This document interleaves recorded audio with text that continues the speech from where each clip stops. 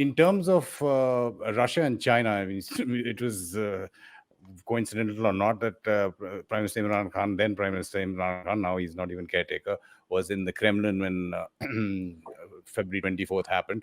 How do you see the Russia, China, Pakistan dynamic vis-a-vis India? Look, it's a matter of some concern to us because we have two avowed enemies in China and Pakistan. And I do not for a moment think that China is a friendly country. I think it's an avowedly hostile country. But, unlike the Pakistanis, at least they maintain certain proprieties and niceties, not on the LAC, but otherwise. Uh, but I think so it becomes a matter of concern when a country like Russia uh, actually starts getting too close to them. For the Pakistanis, it's for long been one of their dreams that these PRICS, yani Pakistan, Russia, Iran, and China, but the acronym is very appropriate. Yeah, yeah. They get together and they form a common front. Now, as far as the Pakistanis are concerned, the common front is against India. Perhaps as far as the Chinese are concerned, again the common front is against India. So it becomes a matter of some concern for us. But I suspect that given the kind of situation in which the Pakistanis find themselves, uh, they're suddenly understanding that, whatever, these fanciful dreams they might have conjured up, they do not necessarily translate into a very coherent or practical policy framework or an alliance framework. And at the end of the day, what does Russia bring to the table? Or what does Pakistan bring to Russia's table? Now, if India buys an S-400 missile system and it's a $5 billion deal and a couple of other $1 billion here and there, not that it's all going in one go, but India is paying the Russians. We are not getting anything gratis. Pakistan is not used to paying for the weapon systems it gets. Pakistan takes loans thinking that these are grants, that this is income, and they feel shortchanged and they feel offended when countries like the Saudi Arabians, when Saudi Arabia gives them a loan and asks for its money back. The Pakistanis say, "What kind of people are you that you're asking for your money back?" Now, can you imagine the Russians? Do the Russians have money to lend to the Pakistanis? There was this one pipeline project which has been hanging fire for the last almost a decade, if I'm not mistaken. Yeah. And this is a pipeline project. It has nothing to do. It's a pipeline project. It's not coming from Russia or anything. It's going from Karachi up north.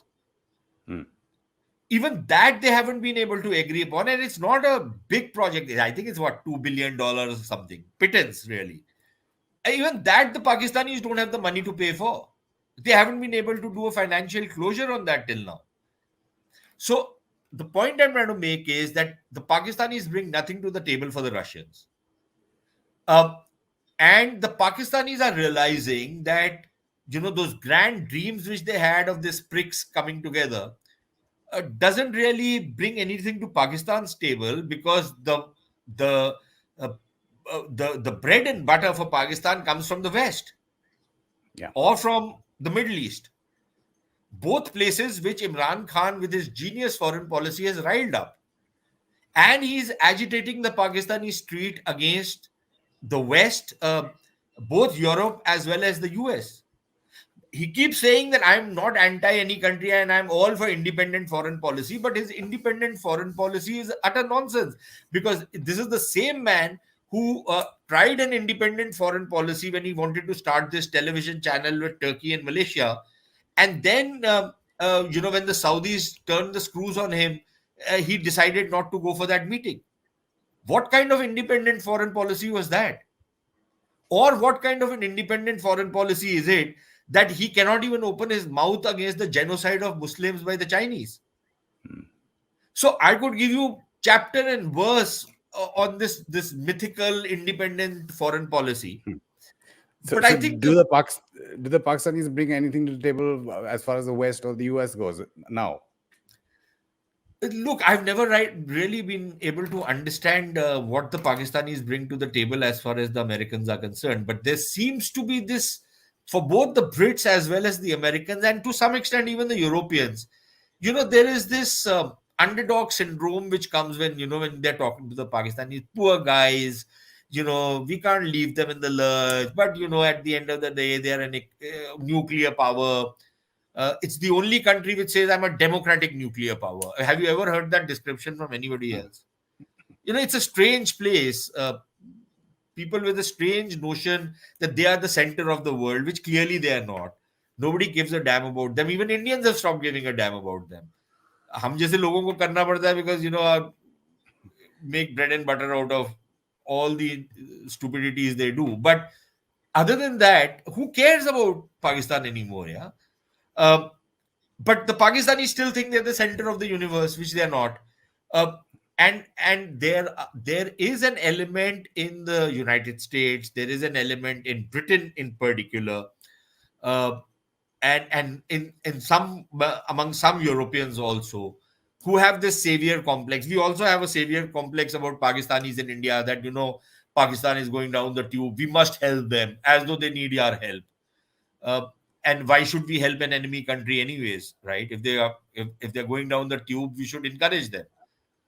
But uh, but you have enough examples of people who want to save Pakistan from itself, and it's been happening for the last 70 years. And it's the same thing in the US, in UK, in Europe, some of these countries. So it's not so much what they bring to the table, but I think the fact that um, it's going to be a nightmare. It's going to be an international migraine, as Madeleine Albright once called it. It is an international migraine, but it could become something even worse. So I think that is what it brings to the table. Its nuisance value, in a word, is what it brings to the table.